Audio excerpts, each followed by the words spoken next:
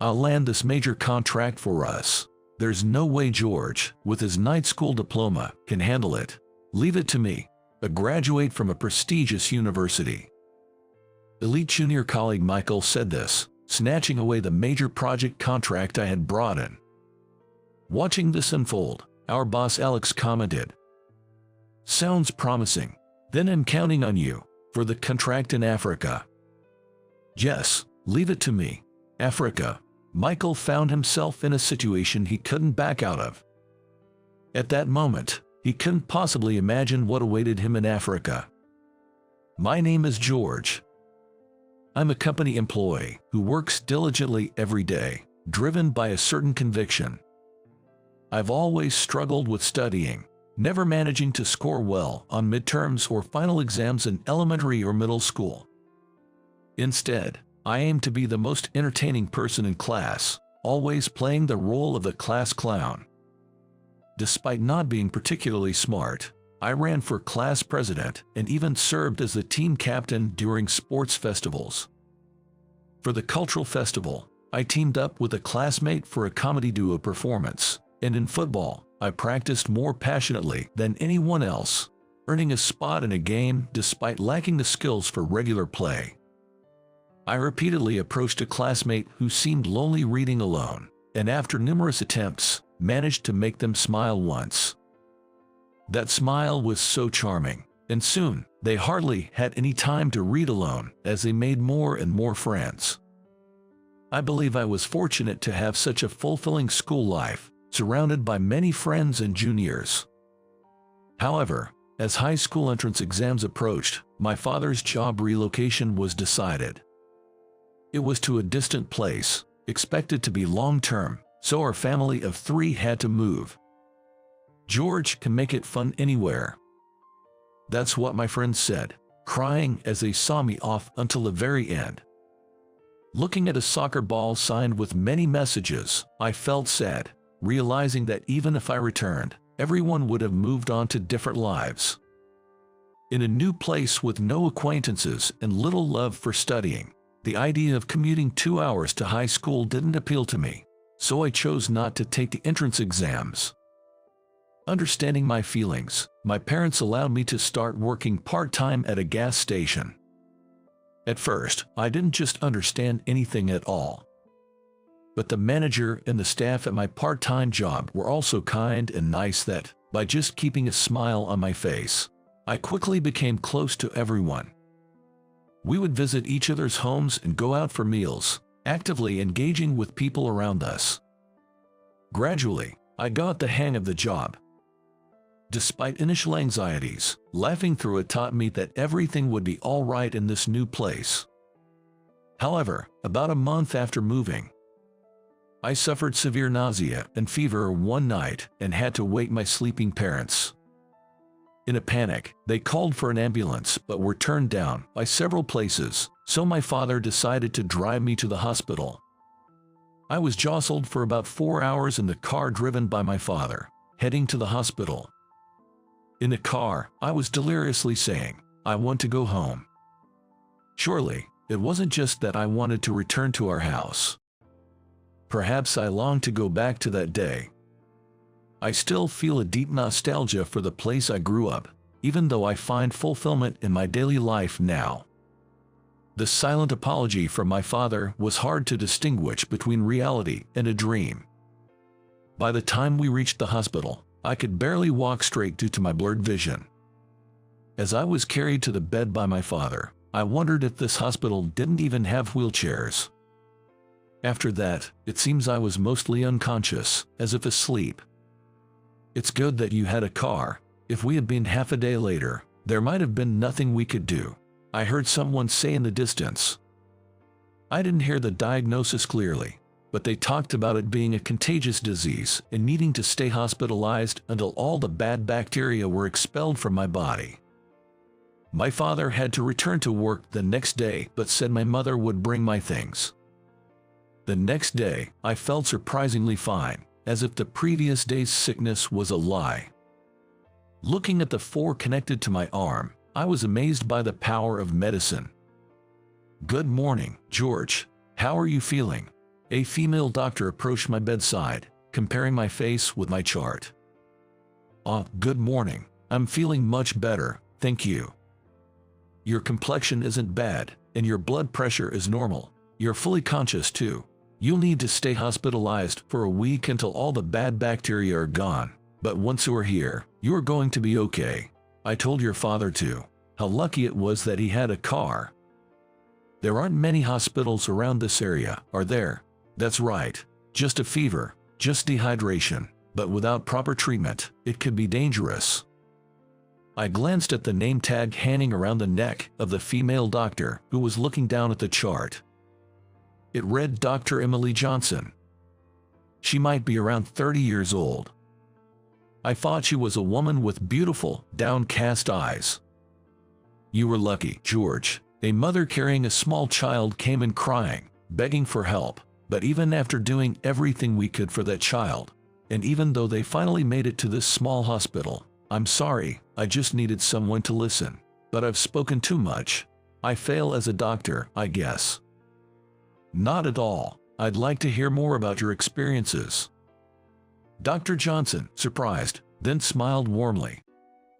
After her shift, Dr. Johnson, now in casual clothes, shared various stories with me about critically ill patients who took hours to be brought to this hospital, about children dying because their consultation was delayed. Moreover, natural disasters are frequent, blocking roads and necessitating large-scale emergency medical responses. But she couldn't overlook the patients brought to her. Parents ready to take their barely clinging to life children home because they couldn't afford the medical bills, despite the scarce medicine and beds. Initially, overwhelmed by the number of lives she couldn't save, she questioned her decision to continue as a doctor in this place daily. However, she concluded with a smile that as long as there was one life she could save, she would stay here. I was deeply moved by Dr. Johnson's strong conviction. We talked many times until my discharge, and she gave me various advice about the future. Going to medical school. I wonder. After being discharged, I discussed with my parents the possibility of becoming a doctor, but they gently suggested it might be difficult with my academic background. Dr. Johnson had taught me at the hospital that there are many jobs where one can be involved in healthcare, even if not as a doctor. However, she also mentioned it would be good to have a high school diploma. Eventually, my father's transfer ended, and we returned to our hometown. I reunited with classmates who had gone on to study and live normally. Hey George, long time no see. You've gotten tan. Hey, long time. You guys still playing football? The football club kind of fell apart after the star player, number 10, started dating with one of cheerleader girls. Really? I thought to myself how peaceful it was. If I hadn't moved, would I have also fallen in love like everyone else, detouring on my way home to talk about yesterday's TV show, living an ordinary yet happy life? Over these years, I believe everyone has been living desperately, each harboring their thoughts and feelings. However, we enjoyed idle chatter at fast food restaurant after extracurricular activities. Though invisible, I definitely felt a barrier between us. I studied hard while working part-time. I wanted to study, even from now. I decided to make up for lost time. Not wanting to waste even a moment, and not wishing to mix into a regular high school experience at this point, I enrolled in a night school. Contrary to the troubled student image often portrayed in dramas, my night school peers were all seriously dedicated to their studies. Some were even older than me. Their longer life experiences provided valuable lessons. Why did you start attending night school, Tyler? Tyler, always in work clothes, rushing into the classroom just in time for the bell to start. He's currently an employee at a local factory, but he shared his plans to eventually start his own business. He admitted to having gotten into trouble a lot in the past and barely attended school. He thought acting tough was cool, but once he entered society, he realized how little he knew and felt embarrassed time and again. He laughed, saying he was determined to prove wrong those who had laughed at him, to build a big company that would outshine them all.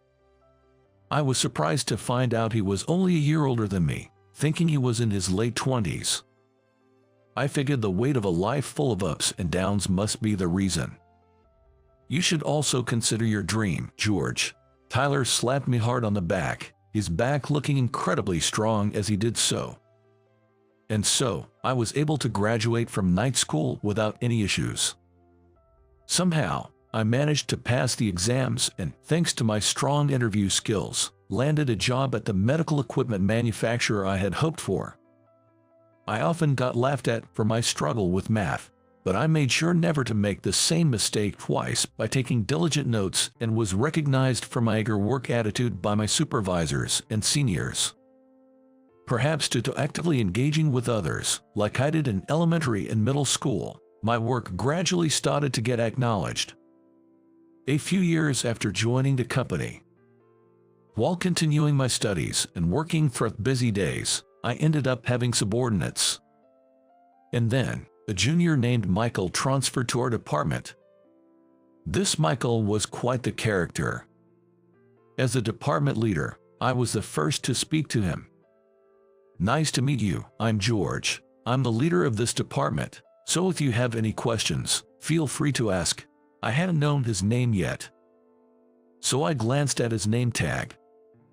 "I'm Michael," he said, diverting his gaze and scanning the department. Trying to cover up my confusion, I kept talking in my usual manner. "That's a nice name. Your parents must have put a lot of thought into it. Could you not discuss personal matters so openly in front of everyone, or is it normal here to share everything? Though everyone know that George didn't finish middle school. My bad. For the record, I did graduate high school, even if it was a night school." "Yes, I know. I'm well connected with HR. Well, a night school diploma is hardly worth anything, right? Maybe you should have researched the personnel transferring to your department beforehand." The department became uneasy. Michael had graduated from the prestigious private university School of Business and wanted to test his abilities in a completely different field. I felt uncomfortable, but I maintained a smiling facade in my professional interactions. Perhaps that got under his skin. Michael deliberately did the opposite of what I instructed, and when mistakes arose from his actions, he dumped them on me, forcing me to handle the overtime work. Such menial tasks, even a night school grad can handle them, right? No need for an elite like me. He kept bringing up academic credentials, pushing me to my limit. Alex, having seen this behavior, suggested taking some action, but I asked to be the one to guide him, given that he was, after all, my junior. I thought that interacting with him might prove beneficial in the long run, and I was curious to hear Michael's true thoughts someday. However, my hopes hardly reached him, as Michael would disappear for 30 minutes during cigarette breaks.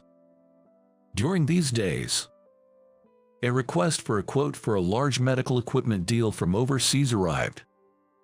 It was a crucial project that everyone in the department agreed we couldn't miss. This could be the biggest contract since I started working at the company. Just as I began compiling the documents, "I'll go," Michael eagerly volunteered. "I'll secure the contract for us.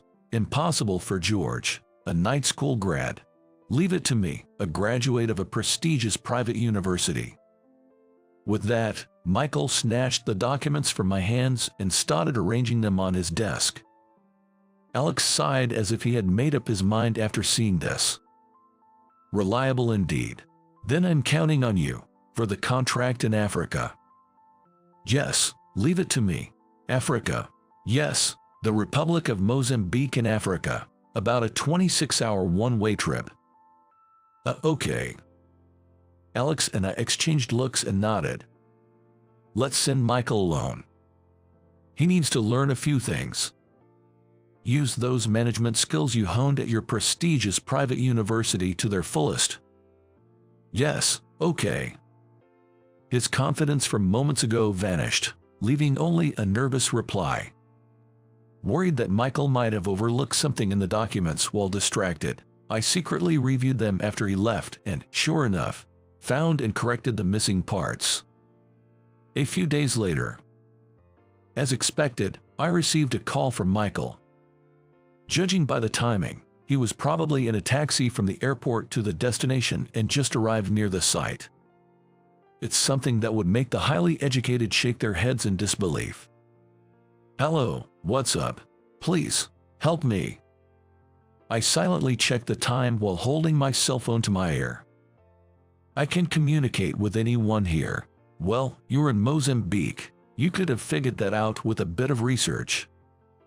"I'm using a Portuguese translator, but it's not working. What should I do?" Imagining Michael's near-tears face, I couldn't help but find it amusing. "Well, you're in the countryside. You need to speak the local language. Have you arrived at your destination yet?" "The local language. I've been in this taxi for over an hour, but we seem to be driving through places that don't look like roads. I'm not even sure we'll get there. I'm lost." Irritated by his sniffling, I ended the call. It seemed he would arrive around the same time as expected. After discussing with Alex, we concluded that letting Michael go alone was too much to handle. Since it was originally my project, I decided to follow up and support him. For Michael's growth, for the company, and because I had grown fond of the African lands during my father's transfer, I wanted to return. As the taxi jostled me, I reminisced about the past. The kind manager and co-workers from my part-time job. They taught me, word by word, when I knew nothing. My friends taught me to stay positive and that everything would work out with a smile. And Dr. Emily Johnson, who taught me the importance of holding on to convictions. Lost in memories, I arrived before I knew it. Michael was found crouching under a tree, holding his head. "What are you doing?" "Taking a break as usual." "George, why are you here?" Michael stood up, staggering towards me, clinging on for support. His eyes were filled with tears. "I will explain later. Let's go." "But if we can't communicate, how are we supposed to secure the contract?" Ignoring him, I quickly entered the facility. After informing the receptionist of the contact person's name, we were led to a private room. There was hand sanitizer at the entrance and extra wheelchairs available. It was a well-equipped new hospital. The deal went smoothly in Portuguese, and we received the signature. When I mentioned wanting to greet the facility's director, they told us to wait while they called them over. "George, you can speak Portuguese. Not just Portuguese. Umbundu, Kimbandu, and a bit of Chekwana that I was taught." "So, you understood everything." As the door opened, Michael and I stood up. "Dr. Johnson." "Ah, the American boy from back then. I'm George. You remember me. What a surprise. I never thought you'd actually be working in the medical field." We exchanged a warm handshake. There was too much we wanted to talk and ask about, not enough time. We exchanged contact information, promising to meet again. Seeing Dr. Johnson unchanged from those days and realizing how far I've come was profoundly gratifying. My heart was full. On the taxi ride back, Michael spoke to me. "Why, how did you, a night school grad, manage to learn so many languages? Do you always have to mention educational backgrounds?" "Actually, I came here during middle school because of my father's transfer. We were in Angola, where Portuguese is the official language. At first, I didn't understand anything and wanted to go home, but living in America, I'd never have experienced surviving in a place where unknown languages were spoken all around me, so I decided to dive in. Plus, everyone was so nice and always smiling. They taught me that with a smile, anything is possible. Compared to the barriers of youth, language barriers are nothing. I thought of my classmates who continued their unchanged lives in our hometown after I left, feeling a pang in my chest. I just did the best I could at the time, same as everyone else. You worked hard for your exams too, right? "Well, yeah." Michael fell silent, looking out the window. Thank you. Why so sudden?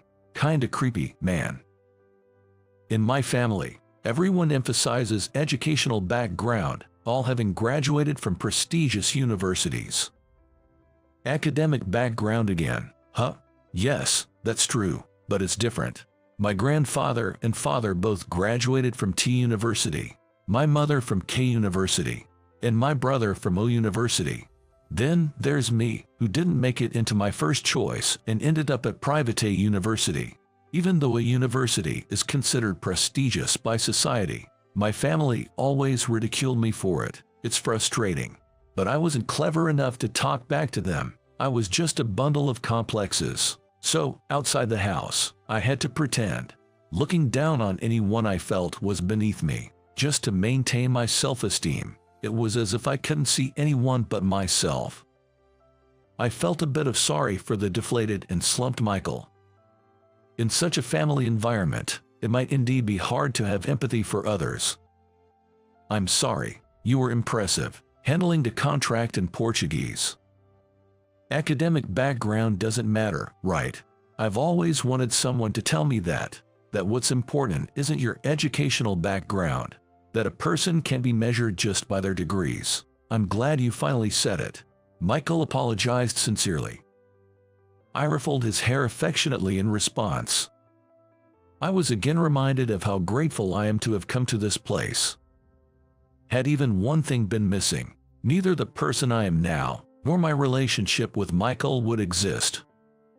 Back in America, Michael and I went to a bar. Dr. Johnson contacted us, saying she was back in America, so the three of us met up. Dr. Johnson, tearing up while biting into the steaming macaroni and cheese, said American food was the best. She looked just as beautiful as she did back then. Michael, now in high spirits, downed his sake. Dr. Johnson had been working as a doctor while also involved in establishing hospitals. She wanted to build hospitals in areas without any, fighting various battles with the sole purpose of saving as many lives as possible. Now she had risen to the position of project leader. It must have been a challenging journey. Compared to Dr. Johnson, who has made a global impact, I still have much to learn. But considering I was just a patient back then and now work for a medical equipment manufacturer involved in saving lives, and have reunited with Dr. Johnson, it's something I'm proud of. We were overwhelmed with the realization of our dreams.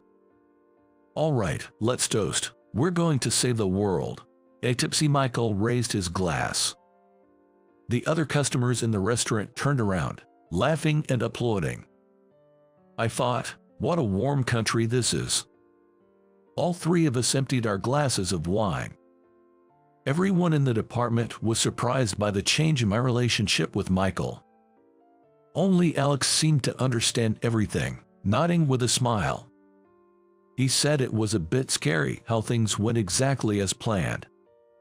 The HR person who had sensed Michael's true nature from the start really had an eye for talent. Michael and I continued to be responsible for delivering equipment to Africa.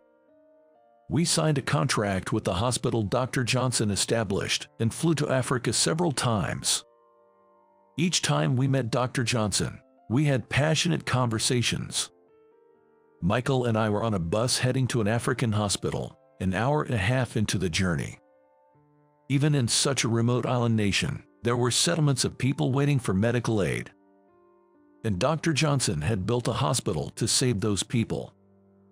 I resolved to continue doing my best in whatever way I can. As I was lost in these thoughts, rocked by the bus, about an hour and a half must have passed. Without any warning, a torrential rain suddenly began to pour down.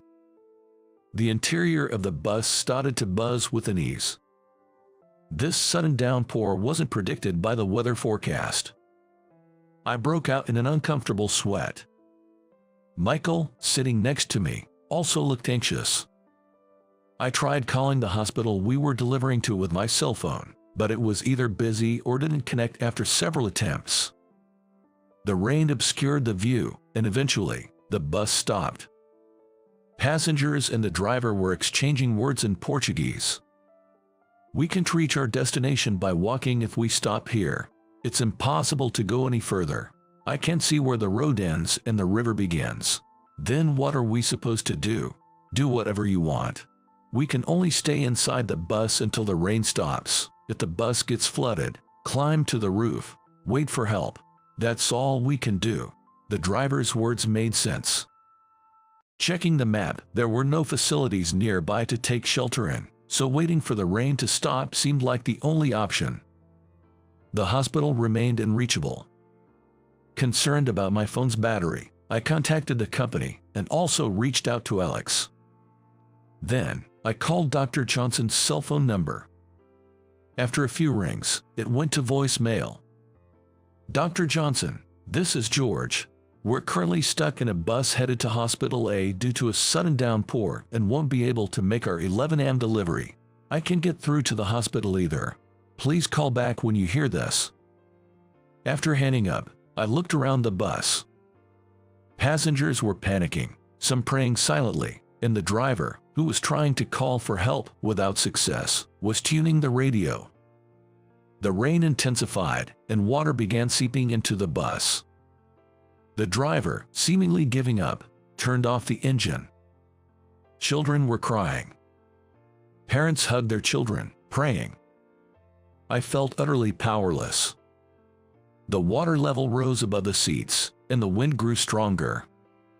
Despite the high temperature, if this continued, we risked hypothermia or drowning. Are we going to end up dying here?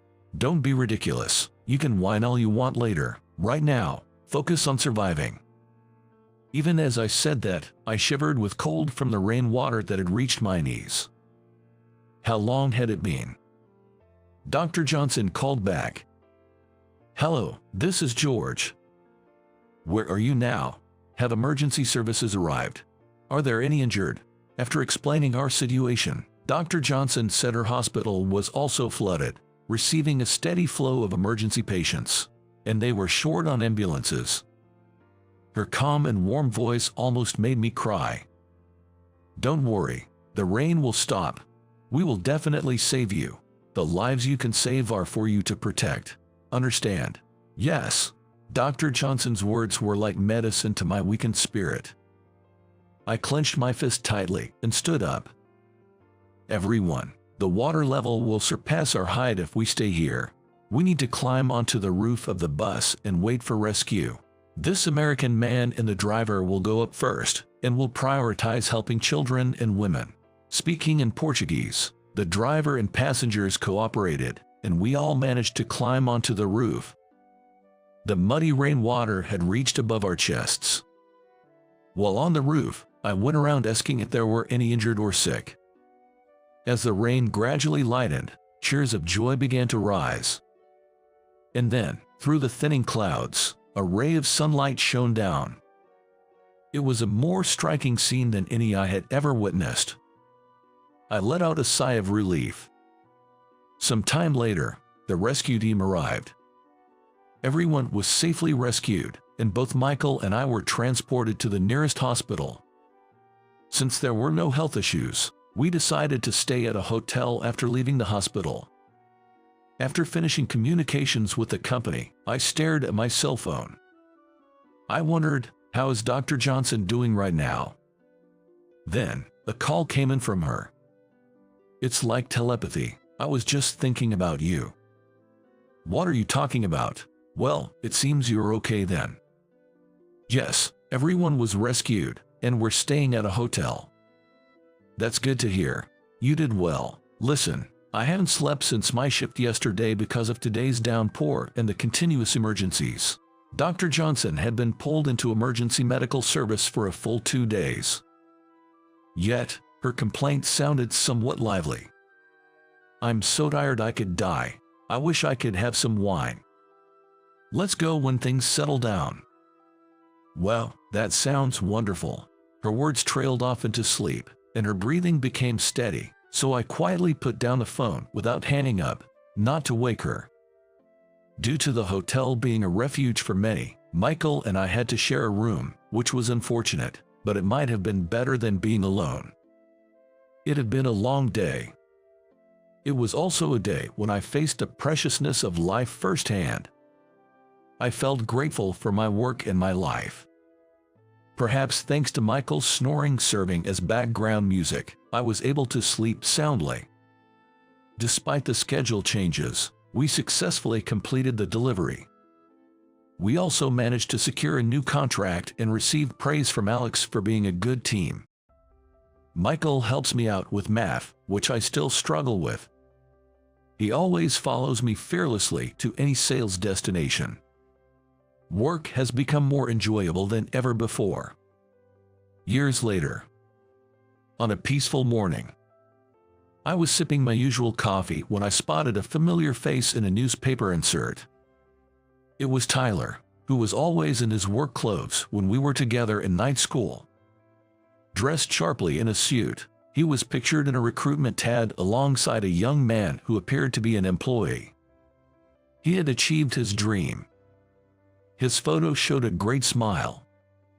"Look at this, Tyler from night school. He's become a respectable company president," I mentioned to Dr. Johnson. "Wow, that's impressive. He's really making a mark." Dr. Johnson peered over at the advertisement through the video call screen. Though Dr. Johnson and I kept in touch, our relationship wasn't casually defined by love or romance. Maybe that was just my perception, but we had always maintained a comfortable distance. Achieved dreams make for beautiful smiles, just like yours. What? I couldn't hear you well. The signal is bad. Then I'll tell you when you are back to America. I'll look forward to it. Don't forget to bring the wine. I put away the insert and reflected on the past. Achieving dreams isn't solely about educational background, nor can it always be accomplished with just determination.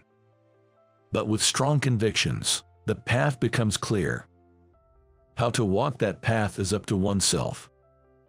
I'm determined to proceed without hesitation. The guidance is already within my heart. Flipping the calendar, eagerly awaiting the comeback of Dr. Johnson, I headed to the office.